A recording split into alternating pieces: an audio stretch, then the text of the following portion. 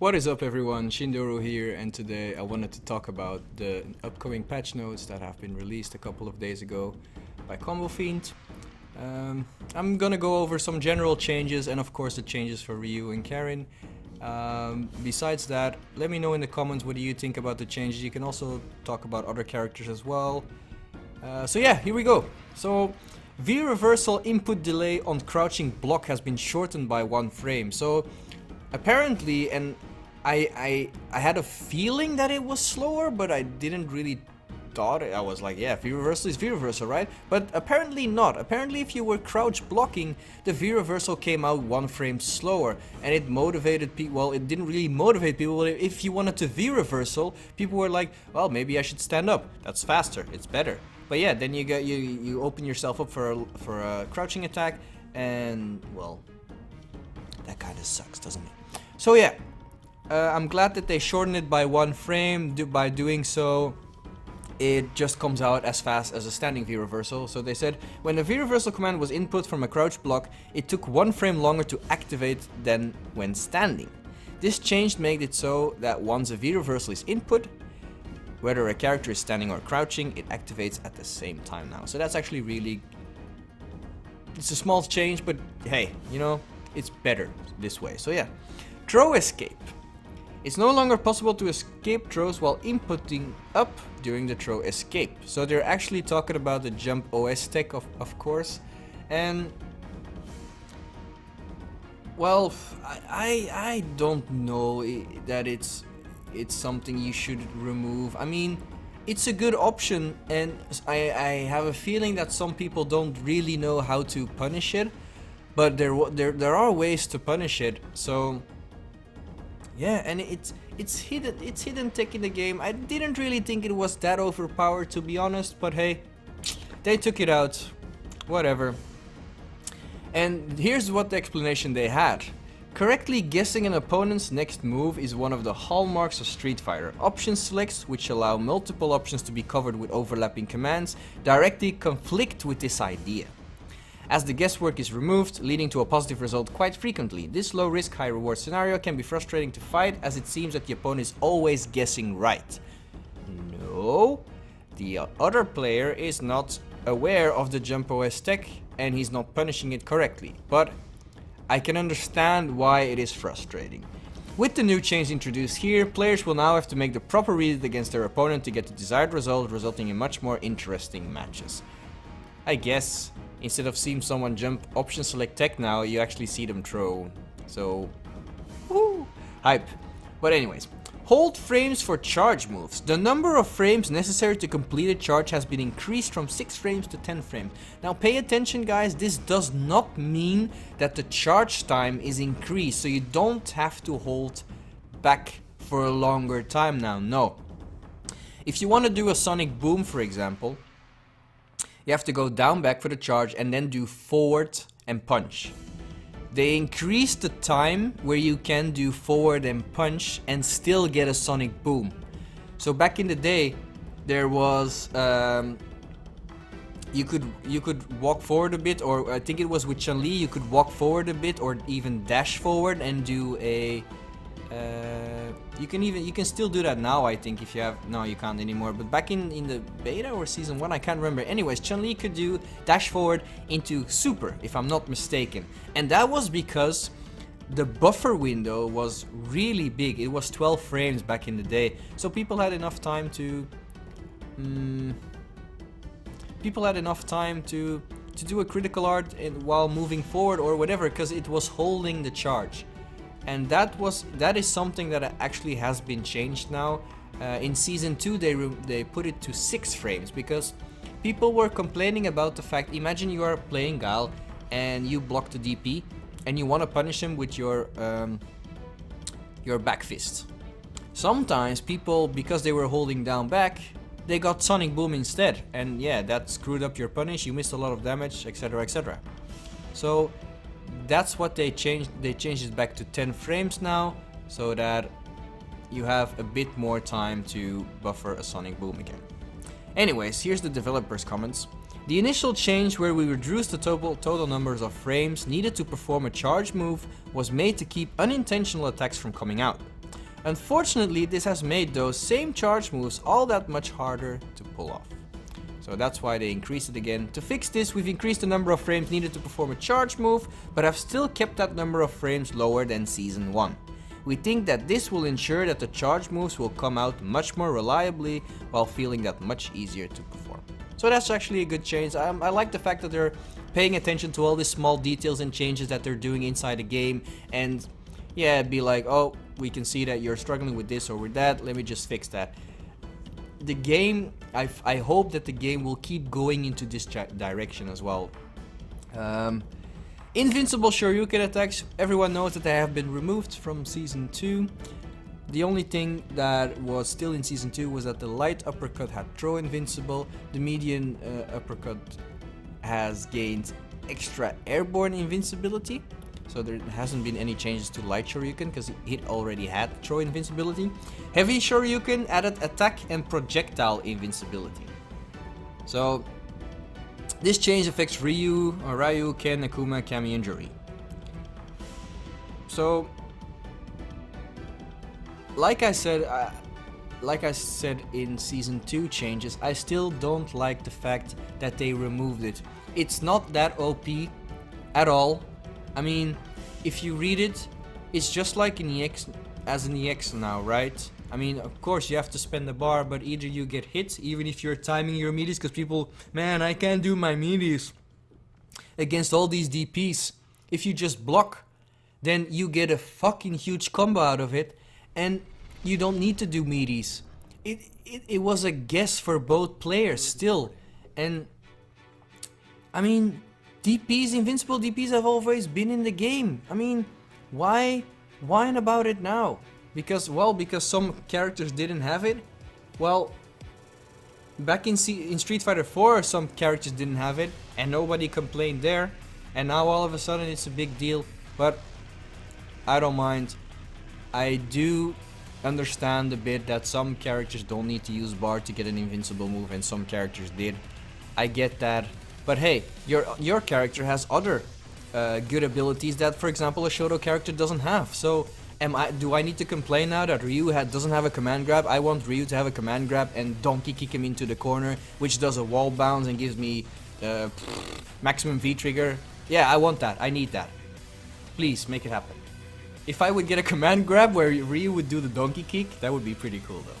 But anyways, enough of that. The developers' comments are, invincibility on Shoryuken attacks has been a polarizing topic. No shit. For players who learned how to use these attacks in Season 1, as an anti-air counterattack, this change has severely affected their success with their favorite character. Yes, it has. Sometimes when I wanted to do a very deep anti-air DP, because if you didn't do it deep enough, then your opponent would actually go over you and cross up you.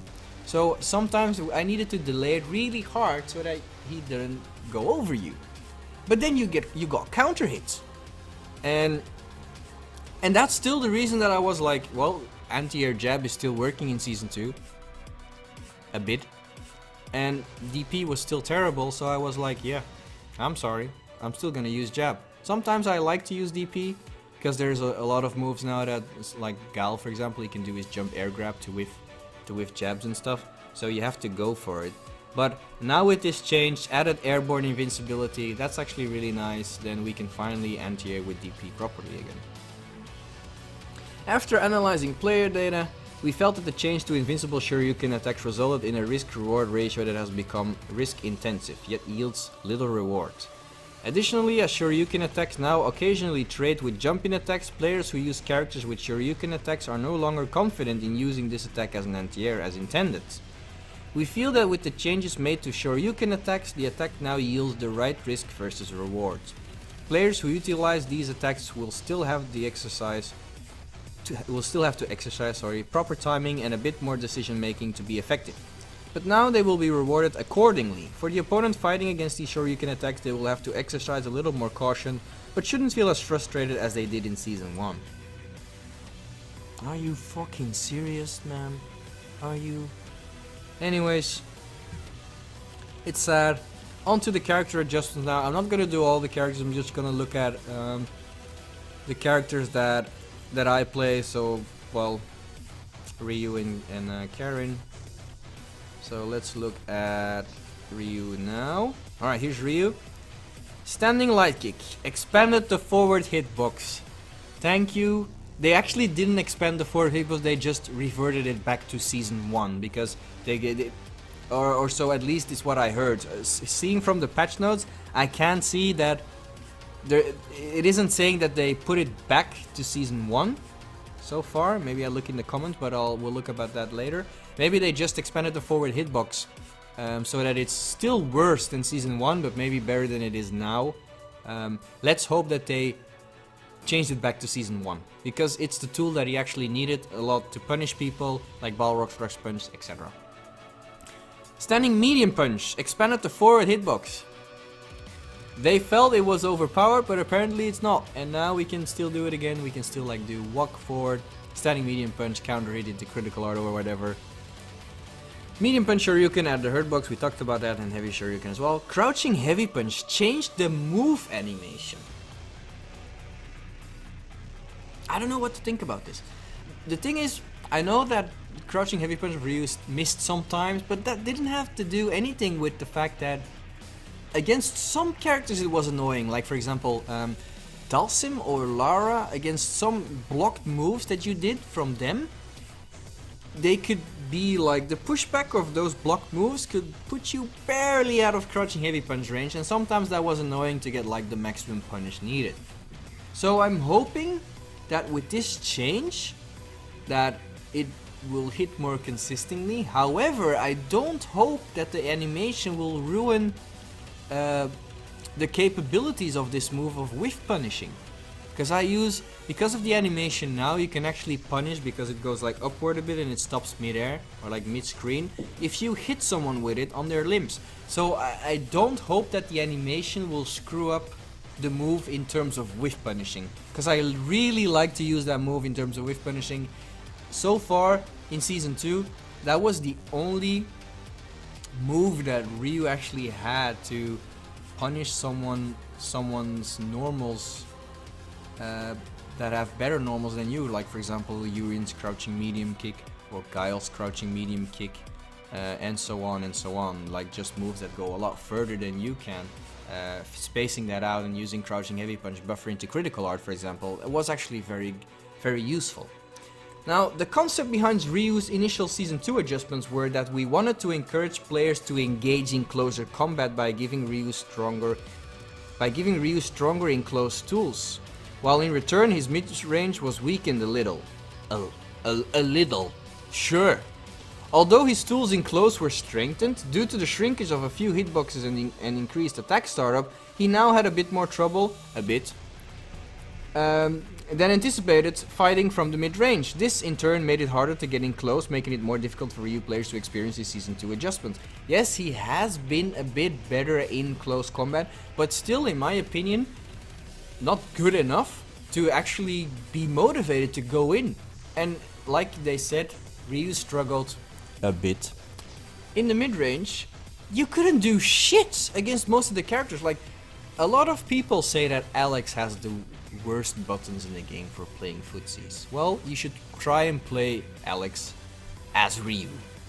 And you will see that there's not much you can do against his buttons with your own normals. I'm not talking about using fireballs. If you just want to play footsies, that's pretty hard. Anyways, we hope with the additional adjustments made, Ryu will be more well-rounded than he was in Season 1, while also feeling that much stronger.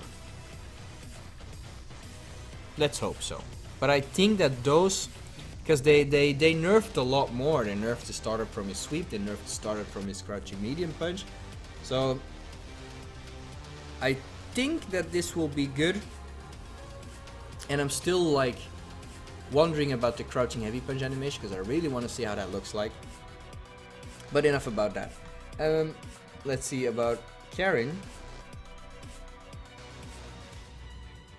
Oh, they only fixed some bugs. They fixed an extra Senha bug, could not immediately perform jumps or other basic movements post recovery. Fix extra Senha, wow. adjusted the landing animation so Carrie can now immediately perform jumps and other post-recovery. Alright. But it seems that they didn't touch Carrie. Is this true?